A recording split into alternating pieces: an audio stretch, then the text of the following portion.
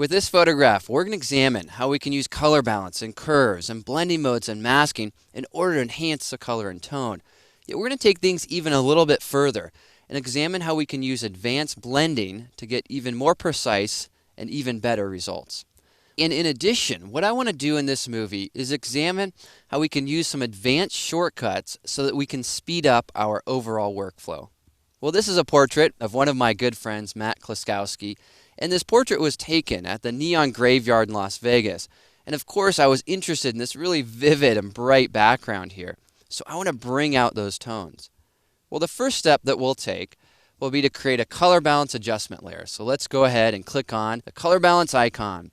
Next, let's increase those reds and those yellows, and let's overdo it. Let's add too much color. And the reason we're going to add too much color is because we're going to change the blending mode here. And because we want to be power users, let's change the blending mode by way of a shortcut. First, press the V key to select the Move tool. Next step, on a Mac, press Shift-Option-F. On Windows, press Shift-Alt-F. Alright, well now we have that soft light blending mode, and here you can see our before and after. And we're able to exaggerate that color there because we know that when using that soft light blending mode, it's going to back that off a bit and blend it into the tonal values of the image, and therefore giving us this really nice result. Except one of the things I'm noticing here is that I've lost some detail on the sweatshirt. This is just too dark, so I want to fix that up. The easiest way to fix this is to double click on this layer. That will then open up our layer style dialog. Now down at the bottom, we have the ability to do some advanced blending. Currently, you can see that I'm focusing in on this layer, and here are my blacks. If I click on this slider and bring this up, what we'll see is that it will slowly remove the effect from this area. Yet the problem, of course, is that this is a really jagged and harsh transition where it's affecting the image and where it's not. Well, what we can do is we can soften that transition out by splitting this slider. And the way you split the slider is by holding Option or Alt and then clicking and dragging on this. So Option click and drag on a Mac, Alt click and drag on Windows. And once that's split, we can then move those sliders just so we have just the right transition there and bring in just the exact amount of the effect that we want. The other thing that's great about this is you can click on the preview checkbox to see your before and then now after. Now we have much more detail there. That's going to work a lot better. All right, well let's go ahead and click OK. Well, the next thing I notice is that while I really like this color in the background and just a couple of the areas, the highlights, it's not really working on the skin. The skin shouldn't be that yellow. So what I want to do is mask the adjustment off on this area. And because this movie is focusing on some advanced tips, let's examine an advanced shortcut for selecting the mask. In order to do that on a Mac, we can press Command \\. On Windows, Control \\. You notice that the mask is now targeted. Now, of course, if you forget that shortcut, you can simply click in the mask to target that as well. The next step is going to be to choose a brush. Let's press the B key to do so. Alright, well now I have the brush and I can hover over the image. Well, one of the things that we want to do with this is we want to paint this effect in at a lower opacity. Well, to change our opacity, we can simply press a number on the keyboard. I'll press 5. That will take this to 50%. And by using these shortcuts, as you can imagine, we can really start to speed up our overall workflow. Well, so far so good. What about our brush? Well, let's say that what we want to do is change our brush size or hardness.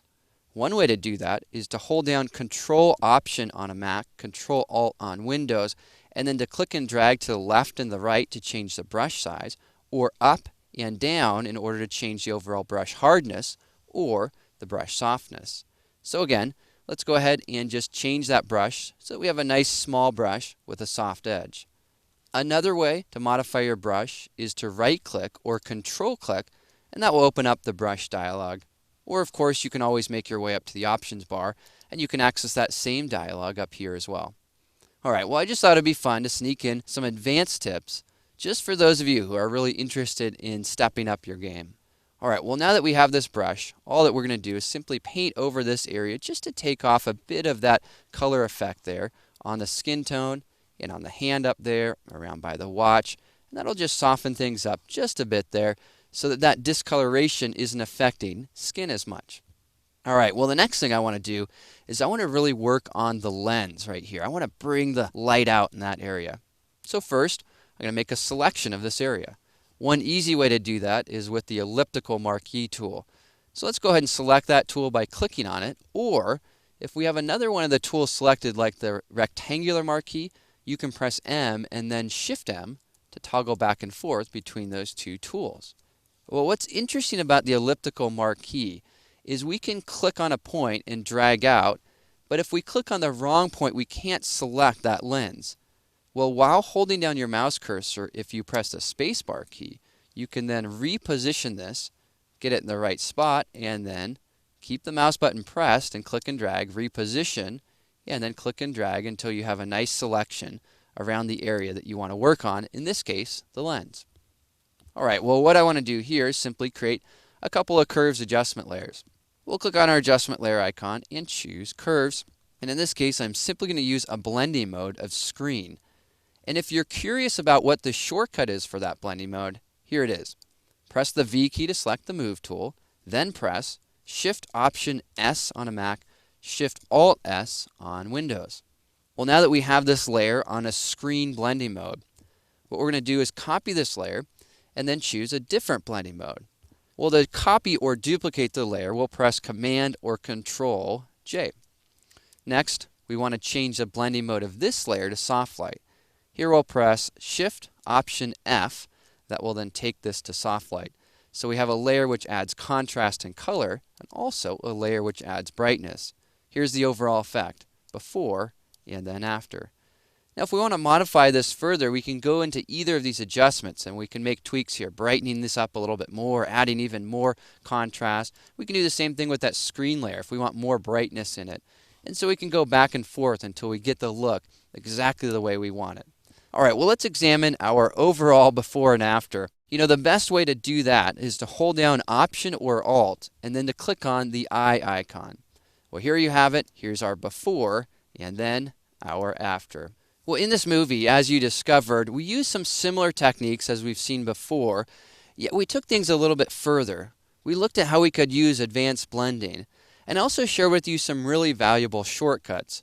Now, I know that there are some people who love shortcuts and other people who don't.